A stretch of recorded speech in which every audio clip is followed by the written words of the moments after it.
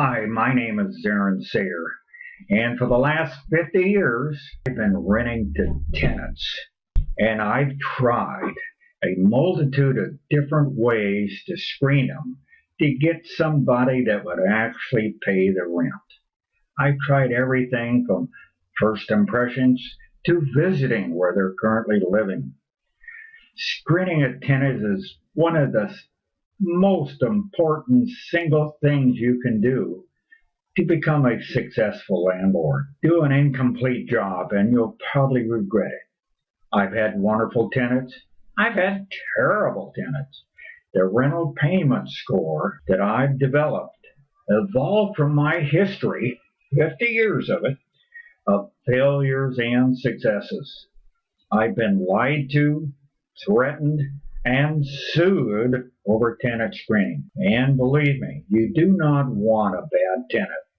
The rental payment score will improve your chances of getting a good tenant and you becoming a successful landlord. What is the rental payment score? The rental payment score is a form that I've developed for landlords to calculate the probability of the tenant paying the rent. I scored from 1 to 100, and if it adds up to like 70 points, there's a 70% chance the tenant will pay rent. Less points, higher risk. How do you fill out the rental payment score? I'm going to tell you. You use the information that you get from rental research and you combine it with the information you calculate on the form. You need to remember this form is a guideline for the landlord to estimate the probability of the tenant to pay rent.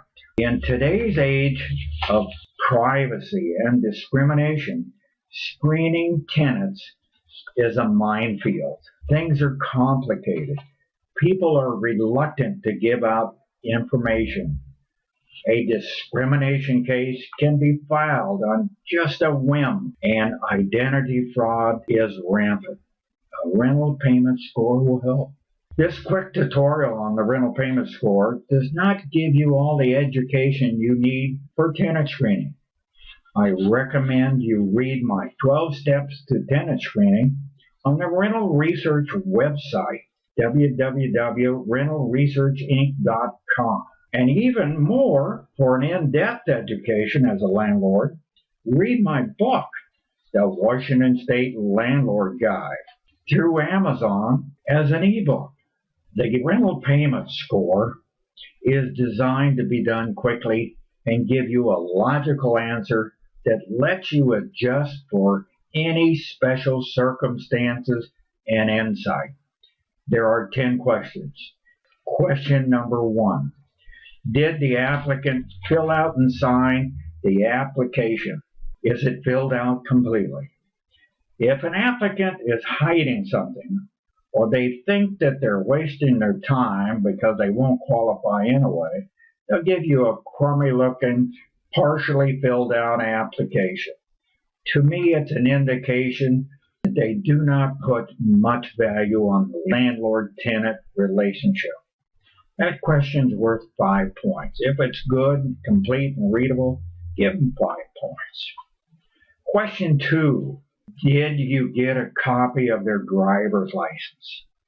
If it's a Washington State driver's license, did you use the guide to confirm their first name, middle initial, and last name? Did you confirm their birthday?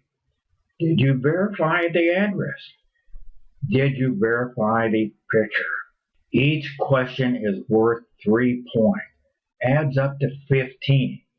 But let's take a look at this guide and see how it works.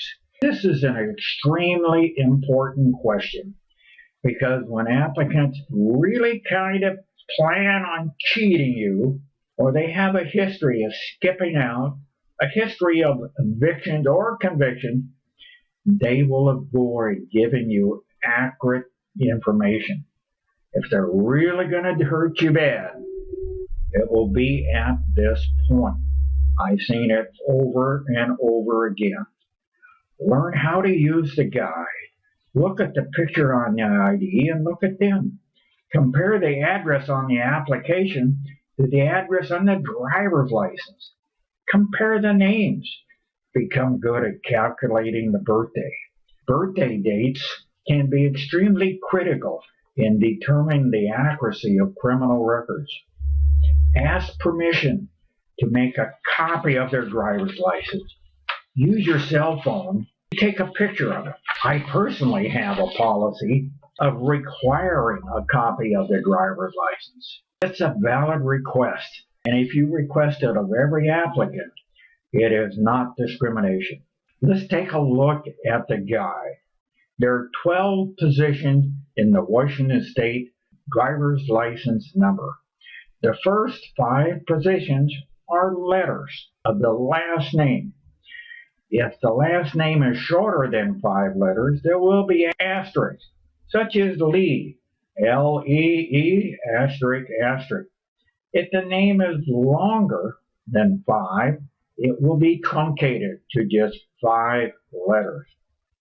The 6th letter or position will be the first letter of the first name. Look at the example, Smith. First 5 letters, last name must be Smith. The 6th position is the first letter of the first name, P. 7th position will be the first letter of the middle name. The 8th and 9th positions will be numbers. Subtract that number from 100 and get the year the person was born. Look, the 8th and 9th in our example here are 47.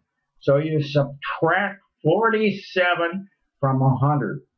This person was born in 1953. That's easy calculation. A lot of people don't know that. The 10th position is random, disregard it. The 11th position is code for the month they were born. See the chart. The 12th position is code for the day of the month they were born. See the chart. Next, compare the birthday on their application to the birthday embedded in the driver's license. If they do not match, or if the names don't match, or if the addresses don't match, or if the pictures don't look like them, you may be getting scammed. My advice, don't challenge them on the spot. They may assault you. And no, I probably wouldn't rent to them. In this case, P.D. Smith gets the whole 15 points. Question 3.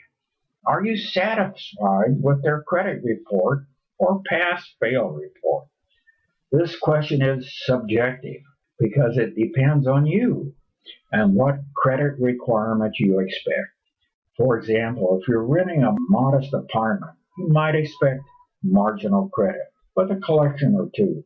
However, if you're renting an $1,800 a month home in great shape, you would expect excellent credit. Some tenants, even with marginal credit, will pay their rent like clockwork. Tenants with great credit will always pay like clockwork.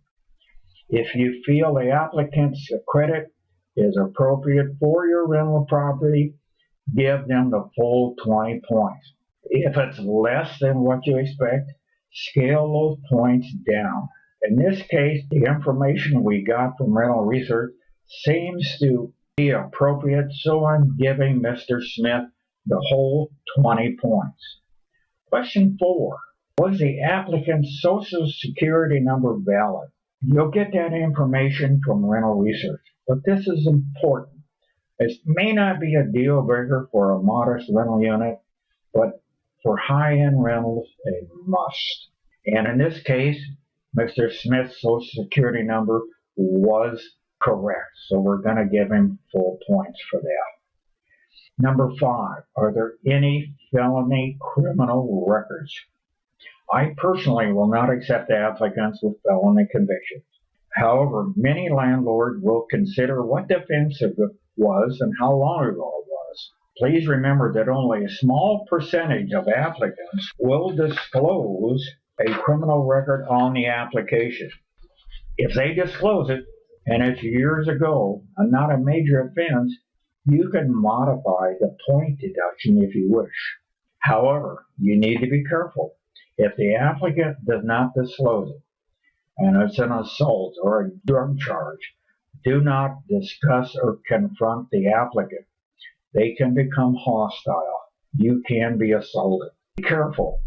As a landlord, you may have legal liability if you move a known felon or sex offender into a rental unit or community that puts other people or children at risk.